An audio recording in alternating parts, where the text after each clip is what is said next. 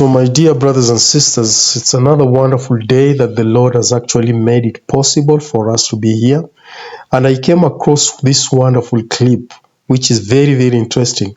A moment when the church leaders, that is the apostles of the Church of Jesus Christ of Latter-day Saints, met with the U.S. Vice President then, by the name Mike Pence. I think it was during the Mr. Trump's administration.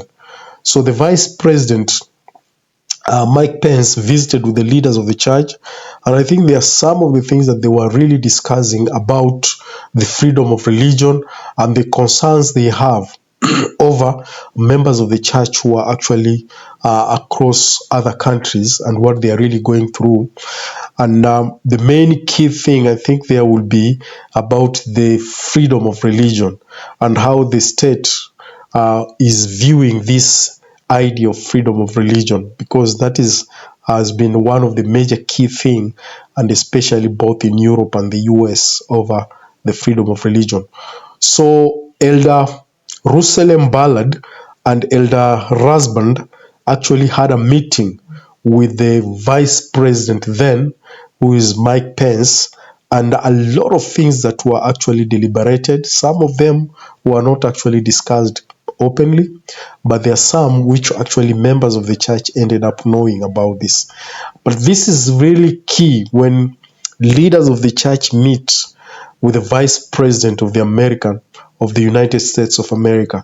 And without further ado, please let me invite you so that we can actually have a look.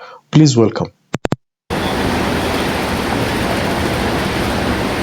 Well, we talked about the importance of religious freedom, the reality that those of faith are given the right to believe and to say and to speak in the marketplace or in the public square those things that they believe and hold and treasure as important.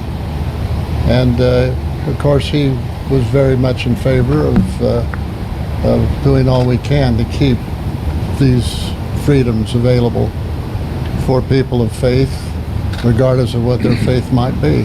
We have to invite our members to be part of a chorus of believers, not just soloists.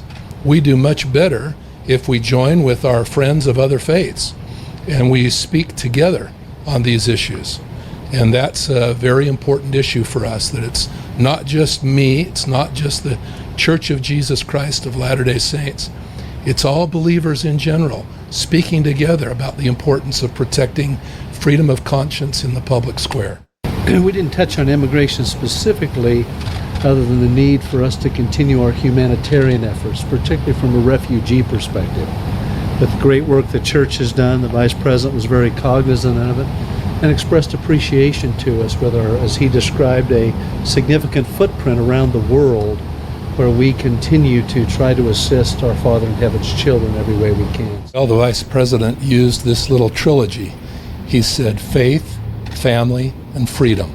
Those were important topics for him, for the President, he stated, and of course are for us as well, and we spoke about those three principles. We can go anywhere in the world and we can witness and testify what we believe to be true, and not be persecuted or be threatened because of our position and our deep position that we have that Jesus Christ is the Savior and the Redeemer of all mankind.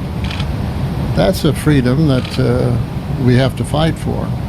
And I think the Vice President is very much interested in the same thing. He's very, very deeply committed in his religious beliefs and feels like everybody ought to have the same opportunity regardless of what religion they may be a member of. So my dear brothers and sisters, as you can see, that is what exactly really happened.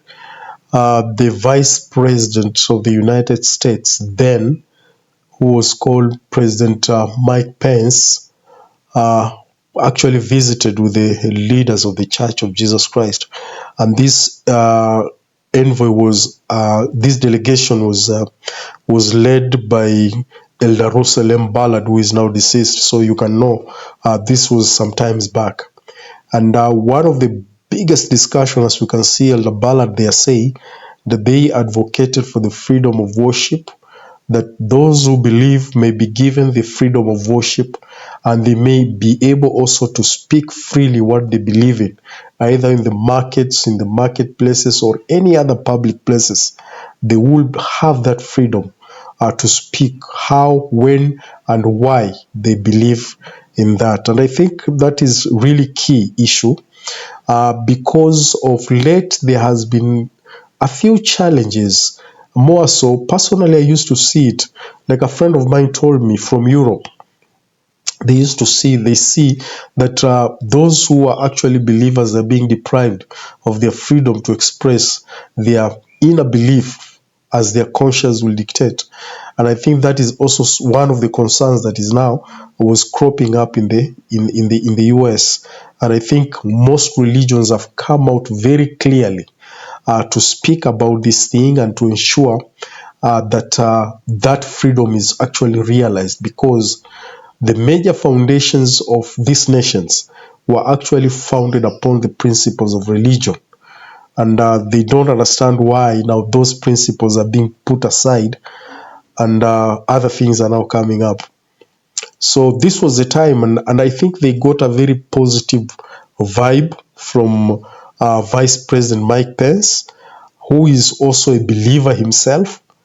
He is also a believer of the gospel, though could be in a different church. And I like what Elder Rasban there said, that it is now time for us to have actually a chorus of this issue, not just being a soloist of this issue. That he called upon members of the church to advocate for this thing from social media, use their social media accounts to ensure that they advocate for this platform.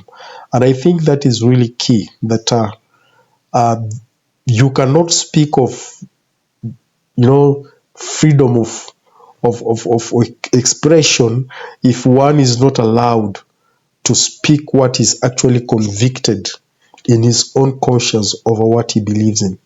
So you take away religion, you are taking away that Bill of Rights of freedom of worship and freedom of speaking and all that. You take away religion, you are actually taking away that right too, and which does make sense. And I think the Lord will see us through, and the Lord will also be able to find a way on how these things can be actually solved. Because I know anything that happens in the US, anything that happens in Europe, those kind of things will have a trickle-down effect, and then they will still also affect us here in Africa. And that's why we need to be in solidarity with our brothers and sisters who are outside there fighting for these injustices and these misdirections of robbing off people's freedom of worship. Otherwise, thank you very much. God bless you. And I'm looking forward to see you again next time. Thank you.